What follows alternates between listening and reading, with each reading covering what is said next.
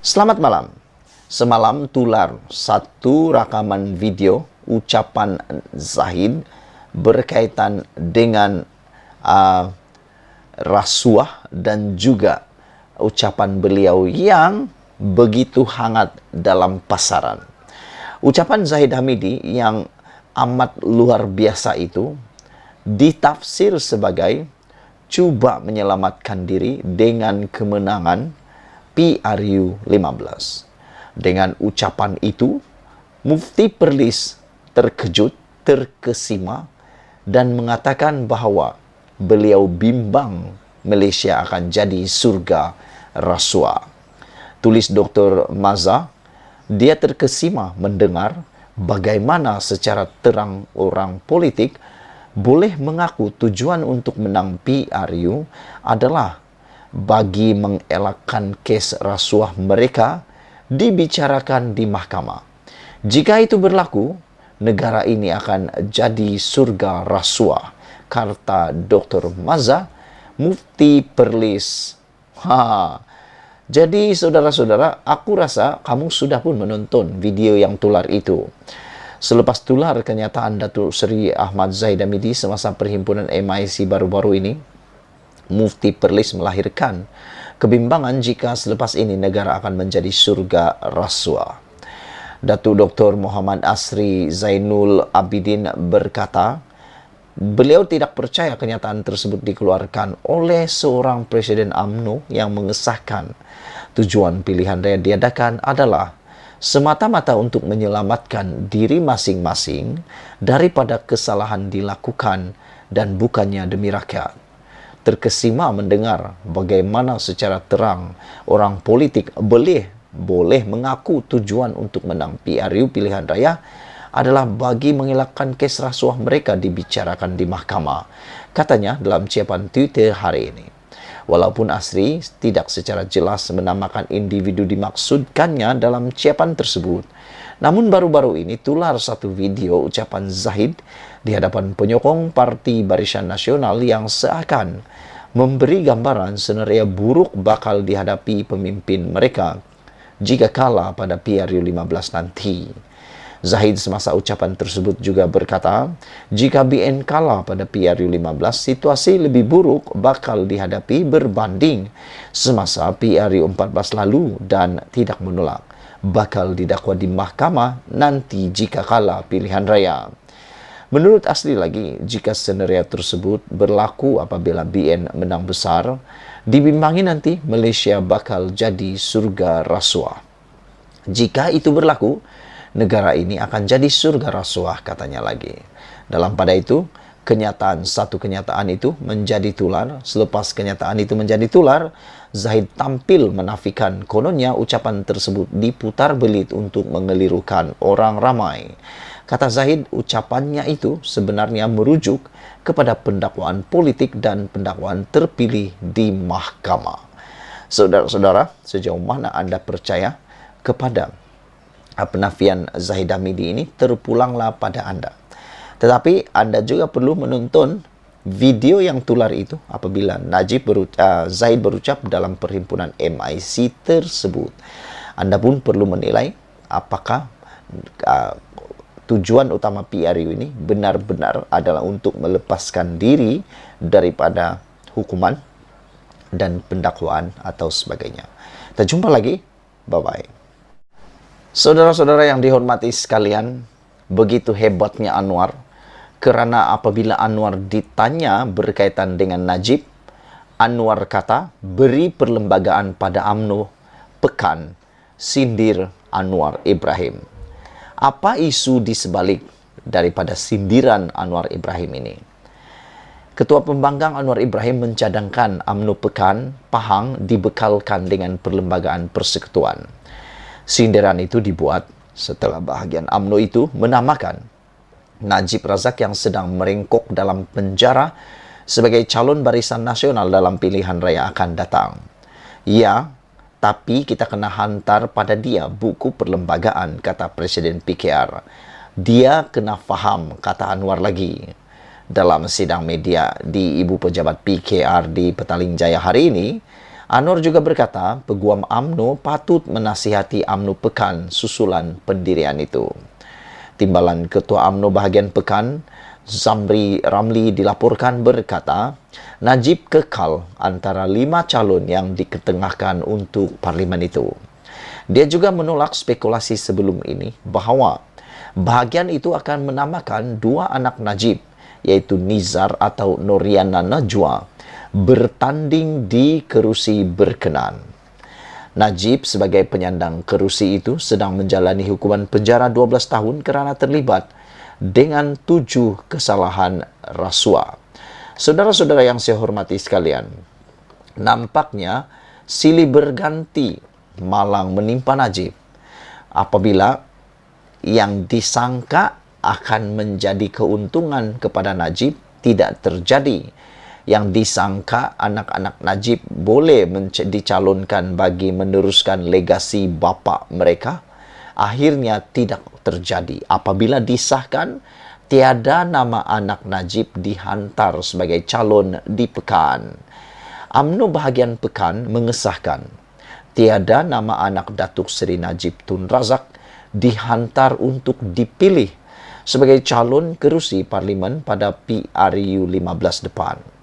Timbalan Ketua UMNO bahagian Pekan, Datuk Seri Zamri Ramli mengesahkan daripada 5 nama yang dihantar kepada pusat untuk memilih calon, tiada nama anak bekas Perdana Menteri bergelar banduan tersebut.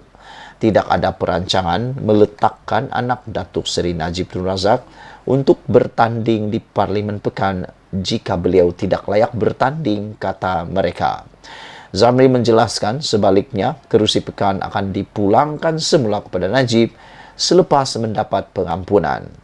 Yang menjadi persoalannya ialah, siapakah calon Barisan Nasional UMNO yang sanggup bertanding dan menang dan sanggup pula mengembalikannya semula kepada Najib Tun Razak. Makna kata, bila dia kalah, dia menang, dia akan letak jawatan dan terpaksa buat PRU atau PRN ataupun pilihan raya kecil semula untuk memilih kalau Najib sudah keluar daripada penjara. Sebaliknya, sesiapa yang bertanding di situ, kata Zamri, akan menyerahkan kembali kerusi Parlimen Pekan kepada Najib selepas mendapat pengampunan. Wow, yakinnya dia Najib boleh dapat pengampunan, kan? Sangat yakin. Zamri bagaimanapun enggan mendedahkan 4 nama selain Najib yang menawarkan diri bertanding di Pekan pada PRU 15 ini. Namun, Zamri memberitahu anak lelaki Najib, Datuk Muhammad Nizar, dicalonkan tetapi di kerusi Dewan Undangan Negeri Dun yang membabikan Chini, Bebar, Parumajaya dan Pulau Manis. Mahkamah Persekutuan pada 23 Ogos lalu mengekalkan hukuman penjara 12 tahun dan denda 210 juta terhadap Najib yang didapati bersalah menyeleweng dana RM42 juta milik SRC Internasional Sendirian Berhad. Sekian dulu, kita jumpa lagi, bye-bye. Saudara-saudara yang dihormati sekalian, dalam keadaan Najib meringkuk di penjara, ada orang tulis, Najib ni sedang berkelah ke, kata mereka. Semua itu timbul apabila ada desas-desus mengatakan, bahkan telah disahkan oleh Ketua Bahagian di Pekan, mengatakan bahawa Najib salah seorang calon yang akan dicalonkan sebagai ahli parlimen ataupun calon dalam PRU 15 pada kali ini. Itulah sebabnya netizen mengatakan mereka ingat Najib itu berkelah ke di tempat penjara itu, sehingga mereka ada keinginan pula mahu mencalonkan Najib sebagai calon PRU 15. Walau bagaimanapun, ada satu rahsia di saat Najib berada dalam penjara, di tengah-tengah Najib hidup sebagai panduan di penjara, ada satu rahsia Najib yang telah dibongkar begitu luar biasa, yaitu akaun bank Najib terlalu sulit, tahap kerahasiaan tinggi, kata saksi, semasa di dalam perbicaraan di mahkamah. Mahkamah Tinggi Kuala Lumpur hari ini diberitahu bahawa akaun semasa peribadi M Islamic Bank Datuk Seri Najib Tun Razak dengan nombor berakhir 694 yang juga dikenali dengan kod M Private Banking MR memiliki tahap kerahsiaan tinggi dan diklasifikasikan sebagai terlalu sulit. Wow, hebatnya. Sampai begitu hebatnya akaun Najib ini kerana terlalu sulit. Walau bagaimanapun, pepatah Melayu kata, setinggi-tinggi tupai melompat, akhirnya jatuh ke tanah juga. Bekas pengurus perhubungan Embeng Cawangan Raja Chulan, Jona Yu Ping berkata demikian ketika memberi keterangan sebagai saksi pendakwaan dalam perbicaraan bekas Presiden UMNO yang juga bekas Perdana Menteri berhubung kes dana 1MDB. Najib, 69 tahun, menghadapi 4 tuduhan menggunakan kedudukannya mendapatkan suapan berjumlah RM2.3 bilion daripada dana 1MDB dan 21 pertuduhan penggubuhan wang haram membabitkan jumlah sama. Dalam keterangannya, Joanna Yu berkata, itu bermakna bukan mudah untuk mendedahkan nama Najib kepada orang lain atau kepada sesiapa sahaja yang mempunyai akses sistem akaun di cawangan berkenaan. Memetik BH, saksi ke-41 pendakwaan itu berkata, beliau bertanya kepada bahagian operasi M-Bank sama ada pelanggan boleh mempunyai akaun dengan 2 nama untuk memasukkan kod nama dan diberitahu bahawa tiada masalah untuk berbuat demikian kerana ia adalah akaun berasaskan projek korporat yang dirujuk dengan nama projek mereka. Saya ingin menyatakan di sini bahawa dalam semua urusan saya dengan pelanggan persendirian, ini adalah kali pertama akaun individu menggunakan kod nama. Biasanya kod nama diberikan kepada akaun projek korporat tertentu. Berhubung cadangan menggunakan kod nama bagi akaun itu, saya masih ingat bahawa ini adalah permintaan dan cadangan Jolo, ahli perniagaan dalam buruan, iaitu Leo Teok Jo, dan dia juga meminta akaun ini diklasifikasikan sebagai terlalu sulit. Saya tidak ingat siapa yang memberikan kod M Private Banking MR. Saya hanya tahu bahawa terdapat perbincangan untuk menggunakan kod nama bertujuan melindungi maklumat dan memelihara sensitiviti akaun, katanya. Joanna berkata beliau dimaklumkan oleh Chia Tek Kuang yang ketika itu pengarah urusan kumpulan Ambeng bahawa perkara berkenaan sudah dimaklumkan kepada Gubernur Bank Negara Malaysia Tan Sri Zeti Akhtar Aziz. Sementara itu, ketika menjawab soalan timbalan pendakwa raya Datuk Seri Gopal Sriram pada sesi pemeriksaan utama, Jona berkata, beliau tidak pernah bertemu secara pribadi dengan Najib. Sebaliknya, segala urusan pemerintahan adalah melalui Ketua Pegawai Pelaburan CIO 1MDB ketika itu, Nik Faisal Arif Kamil dan Jolo. Joanna berkata, walaupun Nik Faisal dilantik sebagai pemegang mandat akaun, Najib masih pemegang akaun berkenan dan bertanggungjawab terhadap transaksi dalam akaunnya. Perbicaraan di hadapan Hakim Datuk Collins Lawrence Sukera bersambung pada 7 November ini. Sekian dulu untuk kali ini. Pendedahan demi pendedahan luar biasa berkaitan akaun-akaun Najib mula terdedah. Sama ada Najib adalah orang yang bertanggung jawab dalam isu kes penyelewengan dana ataupun menggunakan kedudukannya untuk suapan berjumlah 20.3 bilion dan penggubahan wang haram ini. Hanya Tuhan yang tahu dan kita tunggu nanti dalam keputusan pada akhir perbicaraan. Malaysia kita punya, kita jaga sama-sama. Kita jumpa lagi. Saudara-saudara sekalian, Datuk Seri Najib Razak gagal menunjukkan keadaan luar biasa untuk menyemak keputusan Mahkamah Persekutuan yang mengekalkan sabitan dan hukuman penjara 12 tahun dan denda RM210 juta terhadapnya berkaitan penyelewengan kes dana SRC Internasional Sedan Berhad. Timbalan pendakwa raya Muhammad Ashraf Adrin Kamarud mengatakan Bekas Perdana Menteri juga gagal mengemukakan sebarang justifikasi bagi membolehkan Mahkamah Persekutuan menggunakan budi bicara menyemak keputusan panel terdahulu pada 23 Ogos lalu yang menolak rayuan akhirnya. Katanya pendapat Najib selaku pemohon bahawa keputusan terdahulu wajar disemak adalah salah dan tanpa merit serta satu penyalahgunaan proses mahkamah. Beliau menyatakan pasukan pembelaan baharu yang mewakili Najib diketuai oleh Datuk Hisham Teh Poh Tek tidak mempunyai alasan yang sah untuk memohon penangguhan selepas menerima brief bersama tarikh pendengaran yang ditetapkan bermula 15 Ogos lalu menurut utusan hari ini.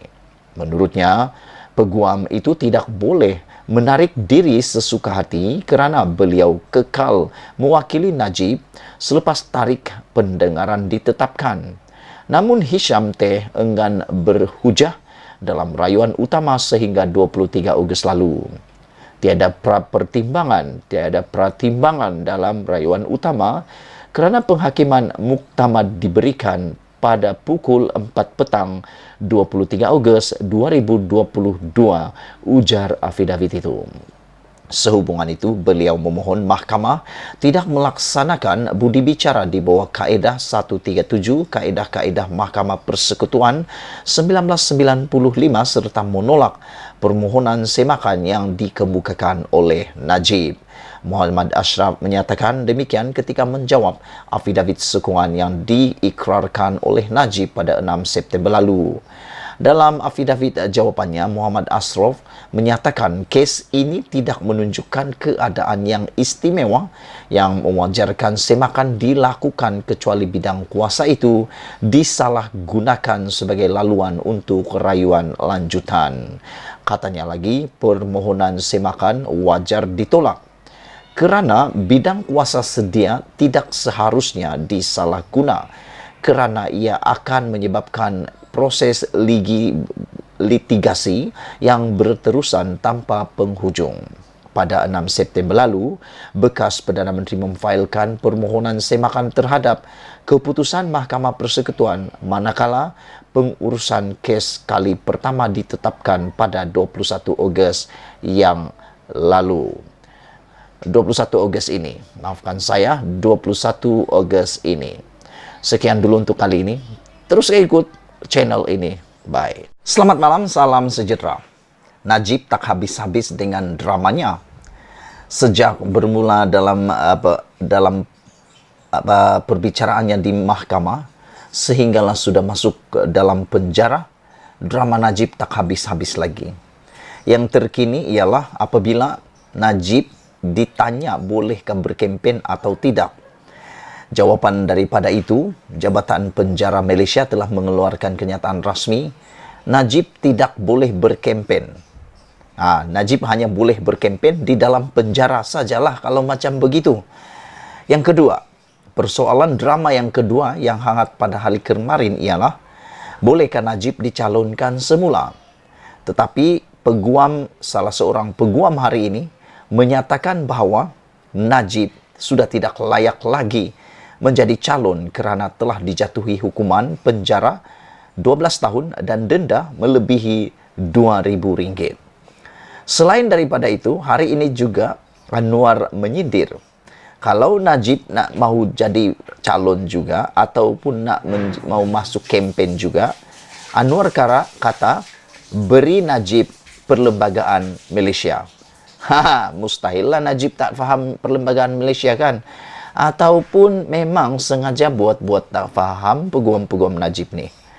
Hari ini pula, satu keputusan yang agak malang bagi Najib datang daripada Mahkamah Persekutuan ialah apabila seorang peguam mengatakan Najib gagal tunjuk keistimewaan semak keputusan Mahkamah Persekutuan. Apa ceritanya saudara-saudara? Najib telah pun memfailkan semakan kehakiman atas kes SRC internasionalnya. Walau bagaimanapun, apa yang terjadi ialah peguam kata